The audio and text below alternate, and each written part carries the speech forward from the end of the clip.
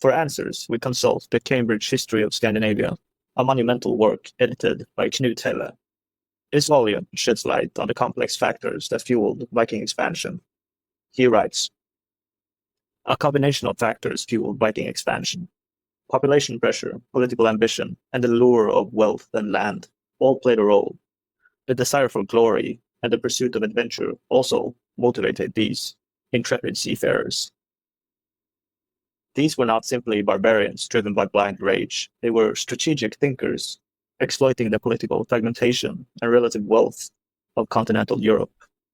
The crumbling Carolingian Empire, with its weak defenses and rich monasteries, presented, of course, a tempting target for these ambitious raiders. But let's delve even deeper into the specific reasons for why the Vikings set their sights on Francia.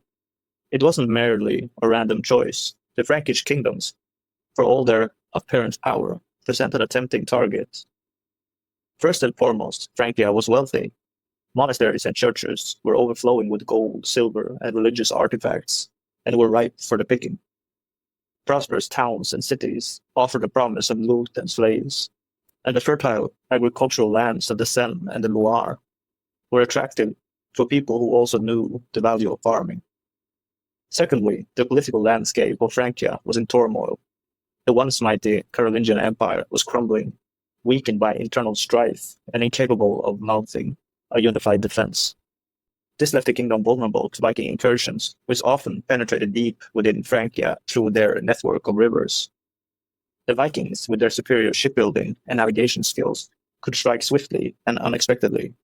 Their longships, unlike the heavier Frankish vessels, could easily navigate both the open sea and the intricate network of rivers that crisscrossed the Frankish kingdoms. And let's not forget the Viking warriors themselves. Fearsome and battle-hardened, they were often better equipped and more experienced than the Frankish levies raised to oppose them. Their reputation for ruthlessness preceded them, instilling fear and demoralizing their enemies. And so, with their longships laden with warriors and their hearts set on plunder, the Vikings set their sights on new horizons. Little did the inhabitants of Francia know that a storm was brewing on the horizon, a storm that would bring fire and sword to their shores.